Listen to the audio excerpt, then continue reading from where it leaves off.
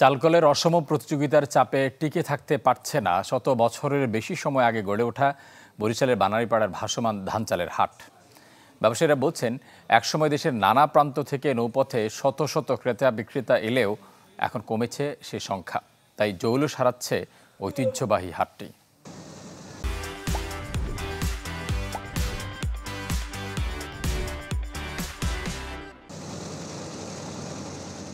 ভোরের কুয়াশা ভেদ করে এভাবেই একের পর এক ভিড়ছে ধান চাল ভর্তি নৌযান। কোনোটি ইঞ্জিন চালিত ট্রলার, আবার কোনোটি বৈঠা চালিত নৌকা। গন্তব্য বরিশালের বানারীপাড়ার ভাসমান ধান চালের হাট। ব্যাপারীরা বলছেন, সন্ধ্যা নদীর এই হাটে দূর দূরান্ত থেকে নানা জাতের ধান ও স্থানীয়ভাবে ভাঙ্গা সুস্বাদু চাল নিয়ে আসেন তারা। বেচা বিক্রি শেষে আবার ফিরে যান নৌপথেই। এটা হচ্ছে আমাদের দেশি চাল। এই চালটা খাইতে একটু সুস্বাদু বেশি। কিন্তু পোস্তা চালে তো রস থাকে না, ওটা তো ধরেন দোষের দুধে হলে চালের রস থাকে না, ওটা পাউডার মারিয়ে করে। আর আমাকে চাউলের 100, আমাকে চাউলের ভাত খুব সুস্বাদু। এটা মিলের সাথে মেলবে না। এটা হচ্ছে আপনার হাতে বাঙ্গানো। হ্যাঁ, এটা সুস্বাদু চাউল। হ্যাঁ, এটা খাইতে অনেক ভালো। তবে দিন দিন জৌলুস হারাচ্ছে ব্রিটিশ আমলে গড়ে ওঠা ঐতিহ্যবাহী এই হাট।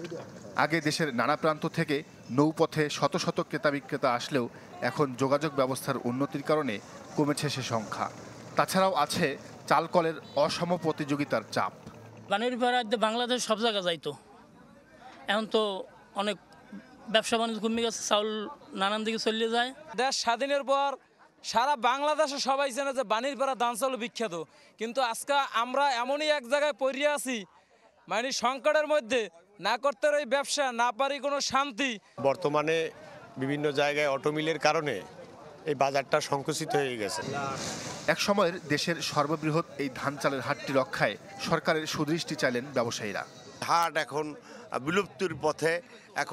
এখন কিছু সংখ্যক বাজার অল্প কিছু এই নদীর মধ্যে মেলে, এখন আর সেই পুরানো হাট বাজার নাই। মিল কারখানা হইলে তো সবাই বড় লোকেরা ব্যবসা নিয়ে যায়, আমার ক্ষুদ্র মানুষ এরা তো আর এই ব্যবসা পারবে না।